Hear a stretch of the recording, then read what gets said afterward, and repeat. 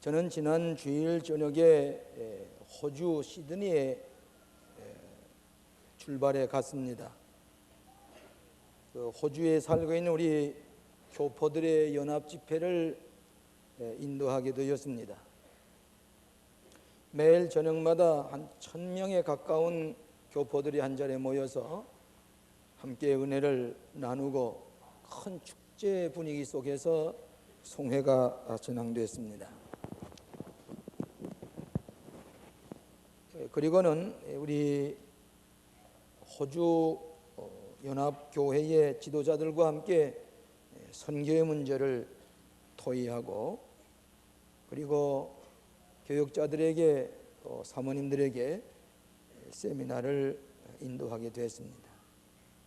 그리고는 뉴질랜드에 건너가서 거기 우리 광림교회 이민간 형제들이 많이 있어서 거기서 같이 저녁 예배를 모여서 드리고, 그리고 이 뉴질랜드의 교회 지도자들과 더불어 앞으로 이민 온 사람들에게 어떻게 선교해야 될 것인가 하는 것을 진지하게 2차례에 걸쳐서 토의를 했습니다. 근데 감사한 것은 우리 교회에서 훈련 잘 받은 광림교인들이 호주와 뉴질랜드에서 개척교회에 충성된 일꾼들로 우리 광림교회의 명예를 드러내면서 열심히 활용하고 있는 것을 보았습니다. 또 담임 목사님들이 역시 광림교회 교인은 어디로 보나 구별이 되고 훌륭하다고 칭찬을 보내왔습니다. 뉴질랜드에서는 우리 이민간 아주 훌륭한 훈련받은 권사님, 집사님들이 여러 가정 되는데, 제가 4가정을 집집마다 다니면서 예배를 드리고 또 식사 대접도 받고 즐거운 시간을 가지다가 돌아왔습니다. 우리 광림교회에 이렇게 아름다운 성전에서 예배드리던 이 은혜를 잊지 못해서 늘 그리워하고 사모하고 있었습니다. 언제 다시 광림교회 같은 곳에서 예배를 드릴 수가 있겠는가? 비디오를 좀 보내주어서 비디오를 보면서도 예배를 좀 볼 수 있게 해달라고 광림교회 신앙의 뿌리 찾기 그런 운동을 하고 있는 것을 보고 같이 격려하고 위로하고 돌아왔습니다. 아주 좋은 분들이 많이 이민을 가 있어서 좀 아까운 생각이 좀 나고, 또 이런 분들 다 여기 와 있으니 이게 참 걱정되는 생각도 있었습니다만은, 그러나 앞으로 저들의 좋은 신앙의 운동을 일으키리라고 믿고 또 저들의 안부를 여러분에게 먼저 전해드립니다. 여러분, 크리스찬이 된다는 말은 무슨 말입니까? 뭘 가지고 우리가 성도들이라 크리스찬이라 그럽니까? 불교를 믿는 사람, 회외교를 믿는 사람, 유태교를 믿는 사람, 유교를 믿는 사람과 구별해서 저 사람은 기독교의 황금률을 따르고 또 십계명을 따르고 사도신경을 고백하는 사람이다. 그래서 여러분이 이렇게 기독교인이 되는 것입니까? 우리 예수님께서 갈릴리 호숫가에서 어부들을 보시고 나를 따라오너라 하실 때에 그 어부들은 배와 그물을 다 던지고 주님을 따라 나섰습니다. 그리고 예수님의 가르친 대로 생활했습니다. 이것을 가지고 우리 크리스천이라고 말할 수 있을 것입니다. 나를 따라오너라, 예수님을 따라가는 신앙생활. 이 본문의 말씀 보면 예수님께서 말씀의 육신이 되어 이 땅에 오셔서 생명이 되시고 빛이 되시고 은혜와 진리가 충만한 그분을 믿을 때에, 영접하게 될 때에 하나님의 자녀가 되는 권세를 가지고 언제나 풍요로운 삶을 살아갈 수 있고 구원받는 인생을 살아갈 수가 있다. 이렇게 오늘 본문의 말씀에서 우리에게 말씀해 주고 있습니다. 여러분이 크리스찬은, 기독교는 다른 타종교와 좀 다른 점은 유태교나 회외교나 공산주의, 힌두교 같은 종교는 종교적인 철학이라든지 혹은 윤리적인 규범이라든지 혹은 종교의식, 이데올로기 이런 것을 따름으로 유대교인이 되었다든지 공산주의자가 되었다, 그렇게 얘기를 합니다. 그러나 기독교는 그게 무슨 철학이라든지 윤리 도덕이라든지 이데올로기를 믿는 것이 아니라 예수님을, 부활하신 예수님과 생명의 관계성을 맺는 것이 다른 종교와 다릅니다. 다른 종교는 다 그 교조들이 죽었습니다. 그가 남긴 유훈이라든지 도덕적인 교훈, 그것을 따르는 것이 그들의 종교랄 것 같으면, 기독교는 지난주에 우리가 부활하신 예수님을 인격적으로 받아들이고 영접하고 그분을 따라서 생활하는 생명적인 관계성을 말하는 것입니다. 현대 여러분이 얘기를 하기를 이 관계성이라는 게 매우 중요하다.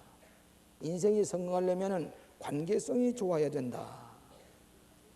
여러분, 하나님께서 인간에게 주신 가장 중요한 선물이 있었다면 소위 관계성이라고 하는 것입니다. 하나님과의 관계, 이웃과의 관계, 물질과의 관계, 이 관계성을 바로 하는 것이 의로운 생활이요, 그때의 인생은 구원을 받는다 하는 것입니다. 여러분이 호주에 있는 광림교도들은 수천리 떨어져 있지만은 우리 광림교회에서 가졌던 그 관계성을 잊지 못해서 신방할 때에 신방 선물로 드렸던 그 기도하는 손이라든지 웃으시는 예수님이라든지 십자가라든지 갖가지 신방 선물을 방마다 걸어놓고, 또 성가대 하던 분은 성가대에 찍은 사진을 걸어놓고, 이 광림교회의 관계성이 끊어지지 아니하기 위해서 광림교회에 대한 그런 신앙의 관계성을 어떻게든지 뿌리를 찾아보려고 애쓰는 것을 보았습니다. 사람은 누구와의 관계를 맺느냐에 따라서 그 인생이 변화됩니다. 이를테면 젊은 부부가 좋은 배우자를 만나서 혼인을 하게 되면 그 삶은 새로운 관계성 때문에 그 인생이 변합니다. 중생한다고 그럽니다. 새로 태어난 것 같다 그럽니다. 왜 그런 거니? 보다 나은 반짝이 되는 배우자와 더불어 깊은 관계성을 가질 때에 그의 생명이 달라지고 그의 생황이 달라지는 것입니다. 그런 거로 예수 믿는다는 말은 예수님의 인격과 예수님의 생명과 새로운 관계를 맺고 그분과 교제를 하고 그의 진리를 따라 행할 때에 구원에 이르는 생명의 관계성을 가지게 되고 풍요로운 관계성을 가지게 되는 것입니다. 오늘 특별히 처음 나온 우리 광림의 새신자들이 많이 계시고 또 우리 기성교인들도 많이 계십니다. 저는 이 5가지 관계성을 가지고 크리스찬이라 하는 것이 무슨 뜻이냐, 5가지 관계성을 같이 생각하면서 은혜를 받고자 합니다. 첫째로는 참 진리와의 관계성입니다. 인생이 살아가는데 걸어가야 할 길을 바로 찾아야 됩니다. 인생이 살아가는데 삶의 진리를 가지고 있는 사람이 되어야 됩니다. 진리가 마음속에 없는 사람, 걸어가야 할 길을 찾지 못한 사람은 일생을 방황하면서 보람있게 살지를 못합니다. 내가 누구를 믿고 무슨 진리를 따라 행할 것인가, 이것을 바로 알고 참 진리와의 관계성을 맺는 사람입니다. 본문 말씀 보면은 예수님은 생명이 되시고 말씀이 되시고 빛이 되시고 진리가 되시고 은혜가 되시는 것을 확인하고 그 진리신 예수님을 믿고 마음에 영접하면은 늘 진리 가운데서 풍요로운 은혜 가운데 살게 된다 그랬습니다. 하나님의 자녀가 된다 그랬습니다. 빛이 되신 예수님 모신 사람은 흑암 가운데 빛을 따라서 사는 생활이 되고 죽음 가운데 사는 이 모든 이 흑암의 세계에서 생명을 가지고 살아가는 것이 되고, 권세를 찾기 원하는 많은 사람들이 있는데 예수를 믿어 말미암아 세상이 주는 권세가 아니라 하나님의 자녀로서의 권세를 가지고 살아가는 것이라고 말씀했습니다. 그런 사람은 소망 가운데 살고 사랑 가운데 살고 믿음을 가지고 놀라운 충만한 풍요로운 인생을 살아가는 것이라고 하는 것입니다. 예수님께서 제자들을 가르치시다가 너희들은 나를 누구라고 하느냐 하니까 이 세상 사람들은 선지자 중에 하나라고도 합니다. 다 얘기를 하는데 너는 나를 누구라고 하느냐, 주는 그리스도시요 살아계신 하나님의 아들이시니라. 예수님은 말씀이 육신이 되어 이 땅에 오셔서 참 하나님이 되시고 참 인간이 되셔서 우리를 구원하시는 예수님인 줄로 제가 믿습니다. 그러니까 옳다. 네가 한 게 아니라 하나님께서 알게 하신 것이다. 그 믿음의 반석 위에 내 교회를 세우리라. 내 교회를 세우리라. 음부의 권세가 흔들리지 못하고 넘어뜨리지 못할 것이다. 이렇게 예수님께서 축복해 주셨습니다. 이 신앙 고백, 우리가 아무리 세상의 불의의 세력, 거짓된 세력, 모함하고 우리를 넘어뜨려 한다고 할지라도 이 진리를 분명히 믿는 사람은 공의 하나님, 정의 하나님, 진리 하나님을, 예수님을 믿고 그 길을 걸어가는 사람은 두려워하지 않습니다. 그 진리대로 인생을 판단하시고 또 인도하시기 때문입니다. 이 세상에 철학자들이 많이 있었지요. 소크라테스와 같은 사람은 40년 동안을 유명한 헬라 철학의 아버지로서 철학을 가르쳤습니다. 플라톤과 같은 사람은 50년 동안을 철학을 가르쳤습니다. 진리를 가르치느라 했습니다. 또 아리스토텔레스와 같은 사람은 40년 동안을 그의 철학적인 진리를 가르쳤습니다.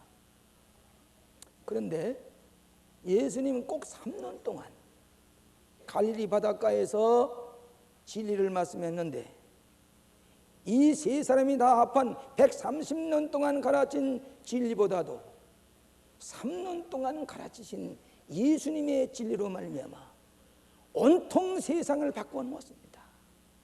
온 인생을 변화시켰습니다. 예수님은 그림 한 장 그려본 적 없습니다마는 예수님의 진리의 영감을 받은 사람, 라파엘이라든지 미켈란젤로라든지 레오나르도 다빈치라든지 이런 사람들이 예수님의 진리의 영감을 받아가지고 위대한 그림을 그렸고 조각을 했습니다. 예수님은 시 한 줄 쓴 일이 없습니다마는 단테라든지 밀턴과 같은 유명한 시를 만들었습니다. 예수님은 음악을 잘 모르실지 모릅니다. 아마 성전에 올라갔을 때에 시편을 읊는 찬송을 불렀을 것입니다. 그러나 예수님 3년 동안 가르치신 진리의 영향을 받은 유명한 성악들, 하이든이라든지 핸델이라든지 베토벤이라든지 바하라든지 맨델손이라든지 이런 사람들은 그 예수님의 진리의 영향을 받아가지고 놀라운 음악을 우리에게 남겨놓았습니다. 무엇 때문입니까? 불과 3년 동안에 가르친 진리 때문에 모든 인생을 변화시키고 역사를 바꾸어 놓았습니다. 예수님은 하나님의 아들이 되십니다. 그리고 우리를 구원하심이 이 땅에 오셨습니다. 그분이 우리에게 진리를 가르쳐 줬습니다. 그 진리는 생명 있는 진리입니다. 그 진리를 믿고 살아가는 사람은 은혜와 진리가 충만한 풍요로운 구원에 이르는 생명을 살아가는 것이 크리스찬인 줄로 믿습니다. 크리스찬이 무엇이냐? 참 진리와의 관계입니다. 진리를 모르는 사람은 가장 불쌍한 사람입니다. 진리를 알지니 진리가 너희를 자유케 하리라.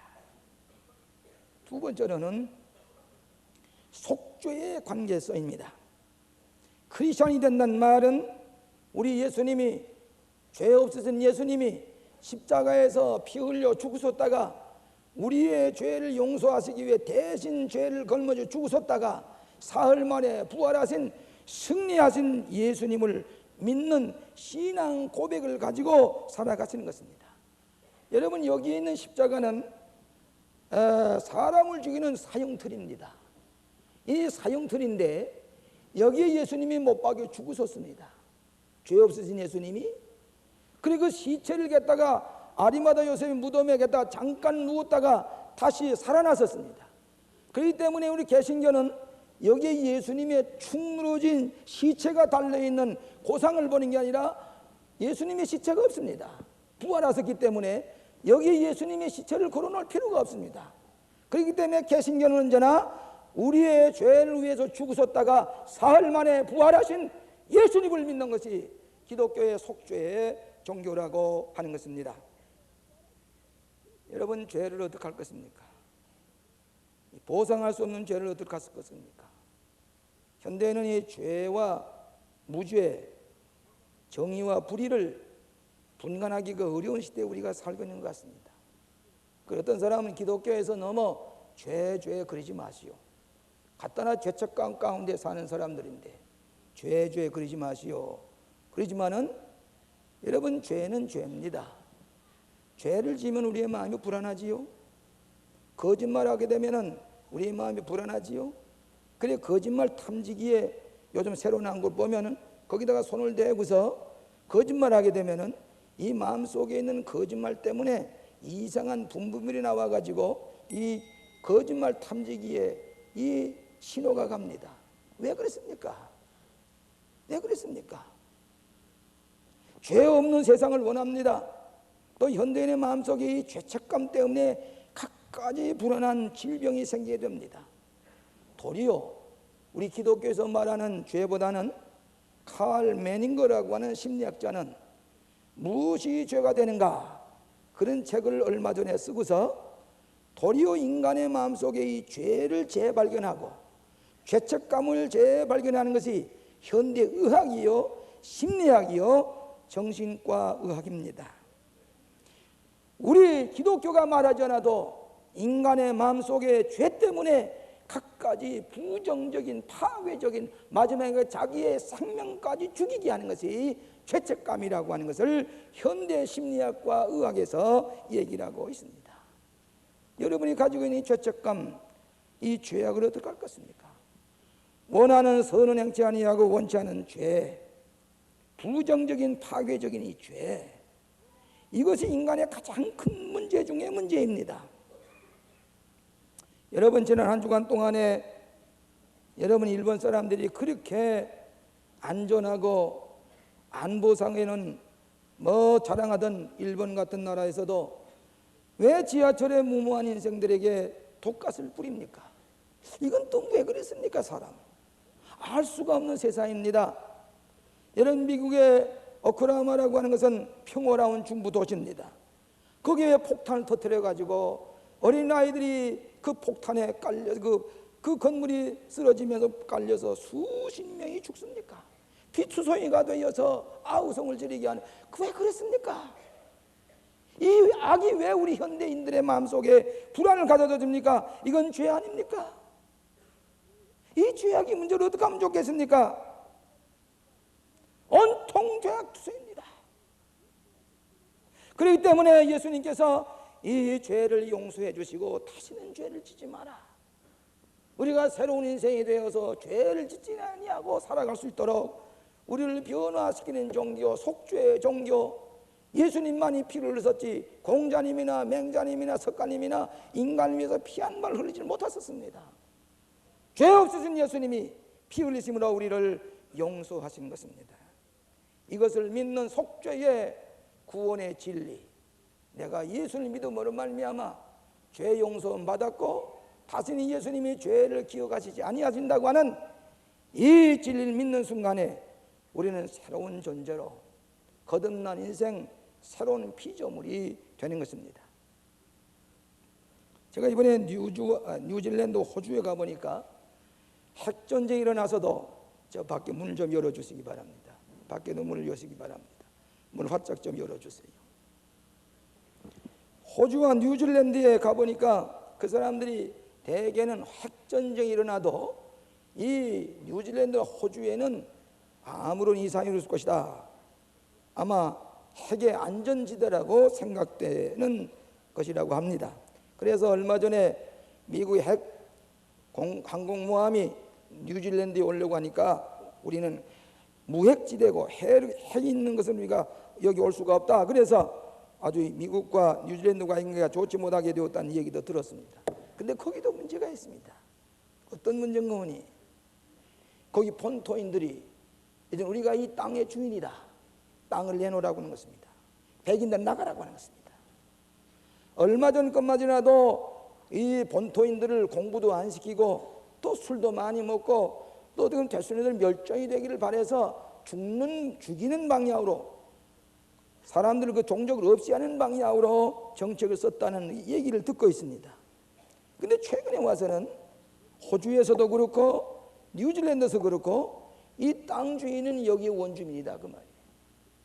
그래서 재판을 했는데 원주민이 이겼습니다. 땅 주인은 원주민이다 그 말이에요. 백인들이 원주민에 대해서 여러 가지 피해를 주었던 것이 이제는 원주민들이 이 백인들에게 대해서 상징적인 걸 전부 다 부십니다. 데모를 합니다. 그래서 뉴질랜드의 교회 지도자들에게 앞으로 이 고학력 한국인들이 이 뉴질랜드에 많이 이민 올 것이니 거기에 대한 선교 문제를 어떻게 했으면 좋겠습니까? 하고 물으니까 우리는 이 원주민들이 이민을 반대합니다. 우리 교회는 이 원주민 편에 서 있습니다. 앞으로 이민을 절대 반대합니다. 왜? 원주민들이 자기 땅이나 주장하기 때문에. 이제는 원주민들의 귀를 기울이고 원주민들이 주권 행사하는 시대가 되었고 그 갈등 때문에 도무지 불안해하고 있는 것을 보고 있습니다. 의인은 없나니 하나도 없나니라.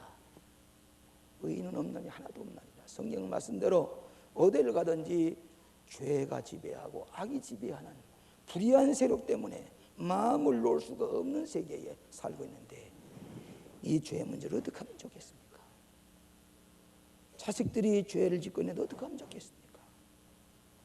예?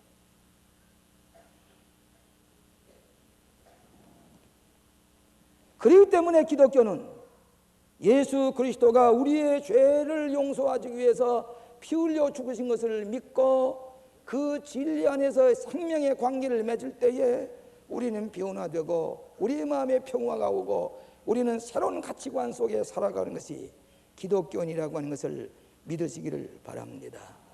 그렇기 때문에 구속의 종교라고 그럽니다. 이상하지요? 우리의 마음속에 원치 않는 악이, 원치 않은 거짓이 우리의 마음을 사로잡고 괴롭게 하고 있습니다. 거기에 또 병들고 있습니다. 여러분 베노라고 하는 작품을 잘 아시지만은 류 왈레스라는 사람이 예수님의 연애 이야기, 예수님의 인간적인 악의적인 사랑의 이야기를 쓰려고 붓을 들었는데 무신론자입니다. 회의주의자입니다. 인본주의자입니다. 성경을 읽고 모든 역사서 읽다가 예수님의 행적을 써나가다 보니까 죄 없으신 예수님이 십자가에 못 박혀 돌아가신 이 사실을 역사적인 사실 분명한 진리를 발견하고 그 류 왈레스는 변호해서 나는 예수님에 관한 얘기를 이야기할 뿐만 아니라 예수님을 발견했고 예수님이 내 책의 중심이 되고 예수님이 내 삶의 중심이 되고 나를 용서하시고 새로운 존재가 되게 했다고 고백을 하면서 예수님 우리의 죄를 용서하시기 위해서 오신 예수님 속죄의 주님이신 것을 발견하게 되었습니다. 그럴 때 비로소 죄악에 억눌렸던 우리의 인생의 생명이 풍요로운 삶, 새로운 가능성을 가지고 풍요로운 인생을 살아가게 하는 것이 창조적인 삶을 살아가게 하는 것이 기독교의 진리입니다. 속죄의 주님과 생명의 관계를 맺는 것, 이것이 크리스천이 되는 것입니다. 세 번째는 경건한 삶의 관계성입니다. 크리스천이라는 말은 경건한 생활하는 것입니다. 다른 가치관 속에 사는 것입니다. 여러분이 하나님의 말씀인 성경을 읽고 그 다음에 하나님 앞에 기도하고 그 다음에는 우리가 하나님 앞에 예배드리고 이것은 우리의 경건의 생활의 표본입니다. 이 진리 하나님의 말씀을 늘 읽고 명상할 때에 내 삶이 경건해집니다. 또 하나님 앞에 기도하는 것, 여러분 뉴질랜드 가나 호주에 가나 기도는 똑같은 영적인 체험을 가지고 있습니다. 거기서도 기도하는 분 하나님의 체험을 했습니다. 제가 이 기도의 체험을 얘기하면 아멘 아멘 똑같은 체험을 하나님이 살아계시기 때문입니다. 기도란 말은 하나님이 살아계신 것을 체험하는 것입니다. 기도함으로 말미암아 내 인생이 달라집니다. 예배, 오늘 이 시간에 처음으로 나온 예배 보는 분이 계십니까? 예배는 우리의 삶의 경건의 훈련일 뿐만 아니라 예배를 통해서 하나님이 살아계신 하나님 앞에 모든 영광을 돌리는 것입니다. 이것이 인생입니다. 예배 드릴 줄 모르는 사람이 참 인생이 못됩니다. 동물과 같다고 그랬습니다. 우리는 하나님이 인간 이상의 실제 존재에 대해서 예배드릴 줄 아는 것, 이것이 경건한 생활입니다. 공동체의 예배 행위, 우리에게 가치 있는 변화된 삶을 살게 하시는 것입니다. 얼마 전에 우리 교회에서 지났던 에즈베리 신학교의 교수들이, 학생들이 돌아가서 장문의 편지를 보내왔는데 뭐라고 그러는 거니, 자기 일생에 있어서 그가 다 목사들입니다. 교수지만은 광림교회의 예배, 그 찬양, 그 모든 경건한 분위기, 진지하게 말씀을 듣는 모든 성도들의 모습을 보고 자기에는 일생에 잊을 수 없는 경험을 해놓으라고 장문의 편지를 보내왔습니다. 예배 드릴 때에 경건한 생활을 하게 됩니다. 어떤 사람이 이 얘기를 하기를, 우리 예수 믿는 사람이나 예수 믿지 않은 사람이나 다 생활이 같은데 무슨 얘기를 하느냐고 그렇게 얘기하는지 모릅니다. 제가 이번에 비행기를 타고 오면서 우선 좋은 뉴스가 없나 하고 그 스크린을 이렇게 보았더니 텔레비전에 비디오를 찍은 것이 방영이 돼요. 뉴스도 나오고. 근데 거기에 노래 음악회가 나옵니다. 다 들어보니까 우리 교회 출신이고 우리나라 소프라노 제1인자가 되는 김영민 선생이 노래를 부르는데, 자기 딸을 위해서 불렀던 자장가도 부릅니다. 좋은 노래를 부르는데 마지막에 무슨 노래를 부르는 거니? 우리 잘 아시는 생명의 양식이라는 노래를 부릅니다. 자기는 이제 어느 대중가요 부르는 대중가요 부르는 사람을 가수를 불러다가 같이 부른다고 그래요. 생명의 양식입니다. 이 영적인 노래입니다. 근데 이 김영미 선생이 부를 때 주는 영감하고, 이 사람은 경건한 생활합니다. 기도할 줄 압니다. 말씀이게 예배 드릴 줄 아는 사람이 생명의 양식에 대한 노래를 부를 때 주는 감동하고, 이 목청으로 가수가 그런 자기의 음악적인 기술만 가지고 부르는 노래하고 판이합니다. 왜? 보이지 않는 경건의 관계성을 가지고 있기 때문에, 새로운 가치관 속에 살고 있기 때문에 전혀 다른 반응을 보이고 있는 것은 경건의 관계성 때문이기 때문입니다. 오늘 예배 드리는 이 순간에 여러분은 영적으로 새로운 관계성을 가지게 됩니다. 기도하고 성경을 읽고 예배하고 거룩한 성찬에 참여하는 생활이 되게 될 때에 날마다 진리와 은혜가 충만한 삶이 되는 줄로 믿습니다. 크리스천은 무엇이냐? 예배 드릴 줄 아는 것입니다. 경건한 생활을 하는 것입니다. 가치관이 다른 것입니다. 네 번째로는 교회와의 관계성입니다. 그리스도인이 된다는 말은 몸된 교회의 지체가 되어야 됩니다. 나는 예수님을 나의 구주로 믿소, 그러나 교회는 안 가오 할 때는 그 신앙은 바르게 성장하지 않습니다.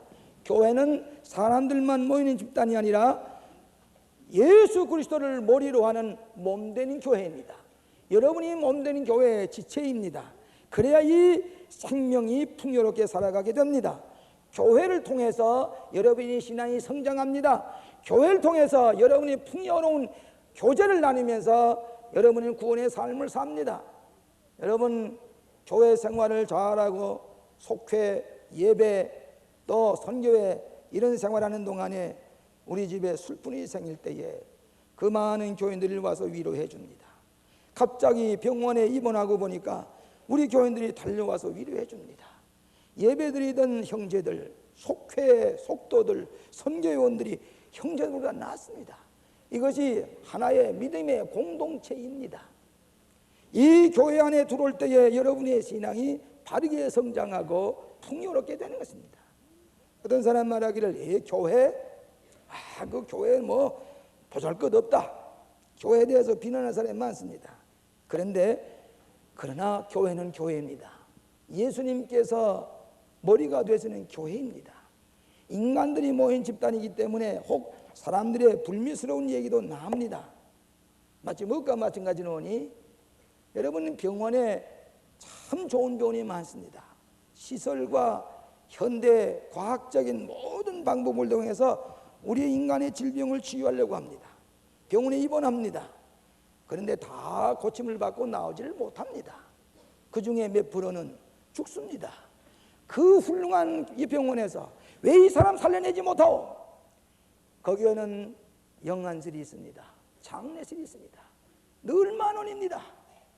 한 번은 그 교회 그 어떤 병원에 가봤더니 그날 이 세상 떠난 사람이 5분인가 되는데 그 중에 3분이 광림교회 교인입니다. 그래도 이거 여기 다니면서 기도해 드리고 돌아오다 보니까 왜 이렇게 좋은 병원에 사람이 죽느냐 이겁니다. 살려내지를 못하느냐 이겁니다. 여러분, 아무리 훌륭한 병원이라도 그 병원에 갔다가 죽는 사람이 있습니다. 그러면 이 죽는 사람 보고 이 병원 쓸데없다 그렇게만 얘기했다면 그건 잘못된 생각입니다. 그럼에도 불구하고 병원을 있어야 되고 병원에 가서 고침을 받아야 됩니다. 교육받는 것도 마찬가지입니다. 훌륭한 대학이 많습니다. 그러나 그 대학을 졸업한 사람이 다 훌륭한 사람이 되고 사회에 좋은 모범이 되는 게 아닙니다.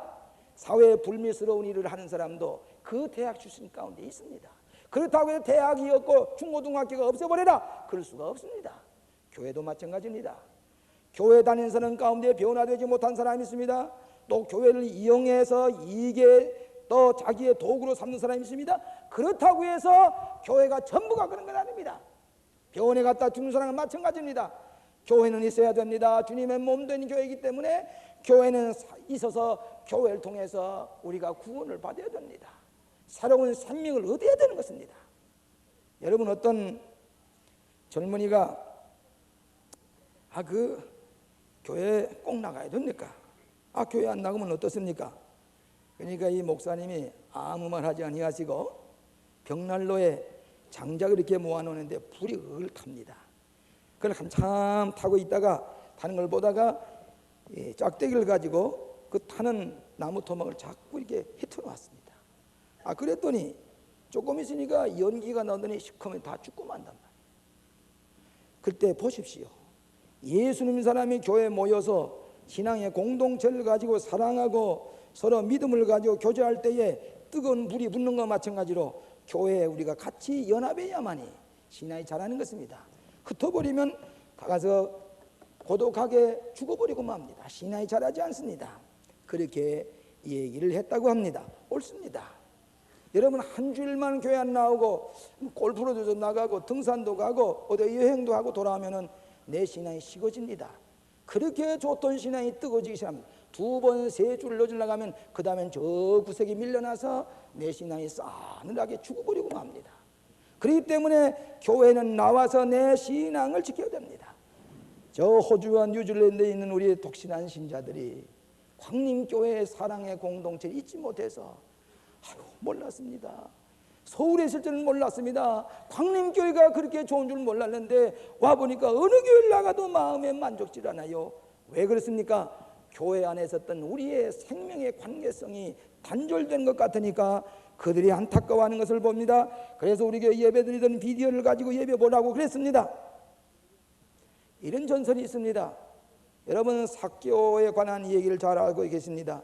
예수님께서 여리고에 지나갔을 때에 삭개오가 예수님을 만나고 싶어서 뽕나무에 올라가서 예수님을 만났습니다. 삭개오야, 내려오너라. 내가 내 집에 유어야 되겠다. 내려갔습니다. 예수님을 만났습니다. 집에 가서 예수님을 대접하고 예수님의 많은 감화를 받았습니다. 세리장이요, 죄수요, 죄인과 같이 취급받던 이 삭개오가 예수님이 구원해 주셨습니다. 아브라함의 자손이라 나는 너와 같이 잃어버린 자를 찾아 구원하려고 왔노라고 그랬습니다. 이 삭개오는 잊을 수가 없습니다. 일생의 변화의 기회가 됐습니다. 예수님 가셨습니다. 언제나 예수님만 생각하면 뜨겁습니다. 예수님 어디서 만나느냐? 저 뽕나무에서 만났는데 얼마 후에 보니까 새벽마다 삭개오가 없어집니다. 새벽마다 일찍이 부스럭부스럭하고 없어집니다. 부인이 가만 보니까 이상해요. 내 남편이 삭개오가 어디로 자꾸 새벽마다 가는데 이상해서 몰래 따라가 봤습니다. 한참 따라가 보니까 밖에지를 가지고 가더니 우물에서 물을 잔뜩 길어가지고 이 밖에지를 들고서 그러고 갑니다. 어디로 가느냐고 따라가 보았더니 뽕나무에 갔습니다. 예수님을 만났던 뽕나무, 그걸 쓰다듬으면서 내가 예수께서 예수님을 만났지요. 내가 여기서 예수님을 만났지요. 뽕나무를 쓰다듬으면서 뽕나무에 그 모든 너저분한 거 다 돌 먼지 다 집어내고는 그리고서 거기다가 물을 끼얹었습니다. 내가 여기서 예수님을 만났지요. This is where I found Christ. 여기서 예수를 만나죠. 예수님을 만나는 거. 잊을 수가 없어. 새벽마다 그 뿌리에다가 물을 끼얹으면서 예수를 만나. 여기서 예수를 만나. 나를 변화시킨 것. 잊을 수가 없어서 이 뽕나무에 물을 주면서 새벽마다 뽕나무를 쓰다듬던 삭개오. 당신 가서 뭐라고 주물거렸어? 내가 이곳에서 그리스도를 만난 것이. 교회. 이 교회를 통해서 주님을 만나고 내 인생을 변화시킨 이 교회와의 관계를 맺을 때에 풍요로운 구원의 삶을 살아가게 되는 줄로 믿습니다. 마지막으로 윤리적인 관계성입니다. 예수님께서 우리를 가르쳐 주신 윤리의 진리, 도의, 사랑 실천해야 됩니다. 나를 따르라고 해서 예수님 따라가는 사람은 예수님을 닮은 생활이 되어야 됩니다. 우리는 이 열매가 뿌리가 아닙니다. 열매가 신앙의 뿌리에서 나오는 열매가 되어야 됩니다. 사랑의 열매, 또 정결한 열매, 아름다운 열매, 도덕적인 열매를 맺어야 됩니다. 그리고 빛과 소금의 직분을 해야 됩니다. 여러분, 선생을 따라간 사람은 선생을 닮습니다. 여기 바이오링을 하는 분들도 그 사사했던 선생님을 닮아가는 거지요. 또 훌륭한 교수 밑에서 공부한 사람은 그 교수를 닮아가기 때문에 훌륭한 교수로 또 나타나게 됩니다. 예수를 믿는 사람이란 말은 예수님을 닮아가는 사람을 말합니다. 한 번은 하버드 대학교에 유명한 철학자인 조시아 로이스라는 사람이 철학자가 있었는데, 여기 어떤 학생이 찾아가서 선생님, 크리스천이란 어떻게 설명할 수가 있습니까? 그리 물어보니까 가만히 있더니 글쎄 뭐라고 설명할 수 있을까? 이 철학자가 한참 고민하다가 밖을 보니까 유명한 설교가 필립 브룩스가 걸어가고 있습니다. 걸어가는 걸 보고 저분이야말로 크리스천이세. 저분이야말로 그리스도를 닮은 사람이요. 저 사람을 가리켜서 우리는 크리스천이라 할 수 있어. 저 필립 브룩스는 예수님 아니고서는, 예수님과 관계를 끊고서는 저 사람의 인격을 설명할 수가 없어. 예수님 때문에. 광림교회인들이 저렇게 훌륭한 것은 예수님을 닮기 때문이고, 예수님을 조금에 닮고자 노력하고 열매를 맺기 때문에 기독교인이라고 그러고 광림교회라고 그러는 것입니다. 세상의 소소금이 되고 빛이 되는 것입니다. 예수님을 닮아갔기 때문입니다. 윤리적인 관계를 맺어야 됩니다. 사랑을 베풀어야 됩니다. 이것이 그리스도인이 된다는 말입니다. 제가 이번에 호주에서 이런 글을 하나 읽었습니다. 호주에 24살 난 보리스베인 이과대학에 다니는 학생이 하나 있었습니다. 이 사람의 꿈은 두 가지가 있었는데, 하나는 가난한 사람을 치료하는 훌륭한 의사가 되기를 원했습니다. 또 하나는 저 히말라야 산을 등반하기를 원했습니다. 이게 두 가지 꿈입니다. 이과대학에 다니는 동안에 장년이 된 일입니다. 네팔에 친구들하고 같이 히말라야 산을 등정하기 위해서 갔습니다. 카트만두에서 장비를 가지고 저 에베레스트에서 도전을 했습니다. 얼마쯤 가다가 한 친구들은 지름길로 가려고 하는데 이 친구는 딴 길로, 고등길로 가려고 해줘서 갔습니다. 얼마 가서 만날 자리에 만나질 못하고 보니까 이 학생은 가다가 실종이 됐습니다. 수백 농안 쌓인 눈 속에 한 번 떨어지기엔 깊이 눈 속에 파묻히고 맙니다. 영원히 실종되고 맙니다. 거기서 죽습니다. 이 제임스라고 하는 이 학생은 눈 속에 빠져서 실종이 됐습니다. 이 학생이 이제는 잃어버려졌다고 네팔 정부에서 헬리콥터를 가지고 아무리 수색을 해도 그의 시체도 찾을 수가 없었습니다. 이 소식이 호주 대사관을 통해서 고향에 있는 부모에게 알렸습니다. 아버지는 대학 교수입니다. 이 대학 교수가 내 아들을 찾기 위해서 일주일 후에 네팔에 왔습니다. 그리고 하루에 수천 불씩의 그 돈을 대면서 수색을 하기 시작했습니다. 암만 찾아도 이 시체도 찾을 수가 없습니다. 긴 파이프를 가지고 눈속을 찔러봅니다. 이렇게 찔러봅니다. 어디인지 알 수가 없습니다. 그 넓은 높은 산봉우리에 다니면서 파이프를 꽂아봅니다. 제임스 자기 아들의 시체도 알 길이 없습니다. 며칠이 지난 거 열흘이 지났습니다. 20일이 지났습니다. 한 달이 됐습니다. 이제는 저 눈 속에 빳빳 죽은 자기 아들이 이제는 더 시체도 찾을 수가 없다고 생각을 해서 모든 사람이 포기하고 가자고 그랬습니다. 그래도 이 아버지는 아니야. 내 제임스, 내 아들의 시체라도 찾아야 돼. 계속해서 파이프를 꽂아봅니다. 43일 만에 파이프를 꽂았는데 그 밑에 자기 아들이 있었습니다. 이제는 시체를 찾는 줄 알고 그 눈에 주고 보니까 그 배랑에 주고 갔던 양식을 먹다 나중에는 뺑돌로 얼음 벽 사이에 갇혀있는, 눈 속에 갇혀있는 제임스는 다 시체가 얼어가는데 그래도 생명이 끊어지지 않고 살아있었습니다. 그때 아버지가 기뻐서 그 알을 끄집어냈는데 이 갑자기 더운데 볼 수가 없으니까 서서히 병원에 가서 치유하면서 생명이 살아나기 시작을 했습니다. 온몸의 혈액이 순환하기 시작을 했습니다. 일주일 만에 호주로 실어갔습니다. 그리고 병원에서 오래 치료하다가 이과대학생 제임스가 눈 속에 파묻힌 지 43일 만에 죽은 줄 알았던 제임스가 살아났습니다. 세계 뉴스거리가 되었습니다.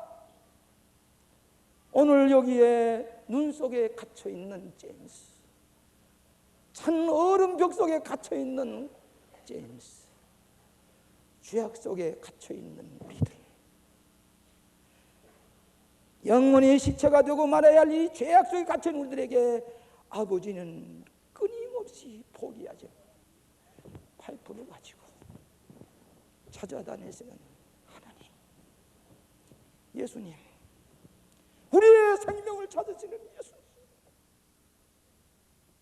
그 찾고 난 다음에 병원에 이송해서 그를 생명을 살려내는 교회, 오늘의 이 교회, 누가 크리스천입니까? 크리스천은 뭘 말하는 겁니까? 오늘 시간에 처음으로 우리 교회 나오신 분 계십니까? 여러분이 따라가야 할 진리가 있습니까? 여러분에게 죄의 문제는 어떻게 하려고 하십니까? 용서받기 전에는 우리는 영원한 멸망을 받을 수밖에 없습니다. 용서받은 하나님의 자녀의 권세, 여러분이 경건한 생활의 관계성, 교회와의 관계성, 윤리적인 관계성을 가지고 풍요로운 구원받은 생명을 살아가시기를 주의 이름으로 축원합니다.